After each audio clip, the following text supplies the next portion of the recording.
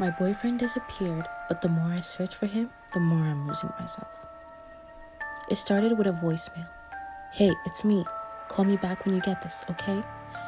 I've been thinking about what you said, and I just need to talk to you. That was it. That was the last time I heard from Noah. I replayed the message so many times. I memorized every hesitation, every crack in his voice. I tried calling him back, of course, but his phone went straight to voicemail. I figured he needed space. Noah always did this when life got overwhelming. He'd retreat for a day or two, hole up in his apartment with his records and a bottle of whiskey. But when a day stretched into a week, then two, I knew something was wrong. I filed a missing persons report. His friends hadn't heard from him. His job said he stopped showing up after taking an extended leave of absence. His apartment was empty and the rent paid months in advance. It was like he just evaporated. But I couldn't let go.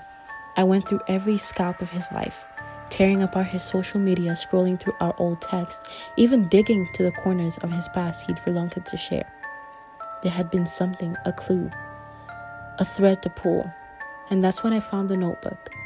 It was buried under a pile of papers in the drawer of his desk. The cover was plain black, the kind you'd find in any office supply store. But when I opened it, I realized it was a journal. And not just any journal, that was his life. Dates, places, people. Thoughts crawled in his jagged handwriting. But the farther I read, the stranger it got. He wrote about shadows following him, about waking up in places he didn't recognize, about a voice he could hear whispering to him at night. I think they're watching me, one entry said. I see them in the corner of my head, but when I turn, they're gone. Another, I don't know if I'm going insane or if something's really there, but it gets worse. I can't trust anyone, not even her. The date on that one was a week ago, before he disappeared. I reread the last line, not even her, over and over until the last words blurred. Did he mean me? I became obsessed. Every waking hour was consumed by Noah's disappearance and the fragments he'd left behind. I found myself walking the places he wrote about in his journal. The coffee shop on 12th Street, the old bridge over the river, the abandoned lot behind the factory. At first, I felt like it was retracing his steps, but then things started to shift. It was subtle at first. My reflection in the mirror lingered a second too long. I'd hear footsteps when I was alone, soft and deliberate, like someone's following me.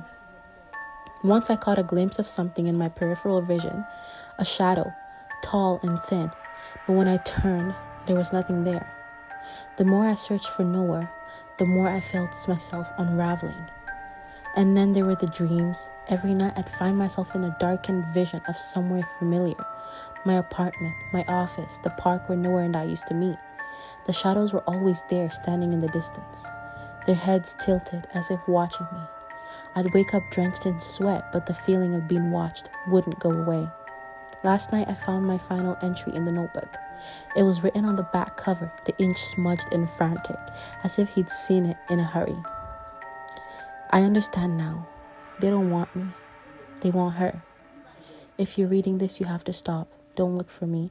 Don't let them see you. My breath caught as I read this. My first instinct was to throw the notebook across the room, but I couldn't let go of it. I turned, feeling the weight of 1,000 unseen eyes pressed against me, and there it was, just like outside the window. A shadow, impossibly tall, staring back at me through the glass. I don't know what they are or why they want me. All I know is Noah disappeared, trying to keep them away from me, and now that I've been searching for him, I brought them closer. They're always watching now. I see them when I close my eyes, hear them whispering my name. I thought I could find Noah. I thought I could save him. But the more I search for him, the more I realize I'm the one who's disappearing.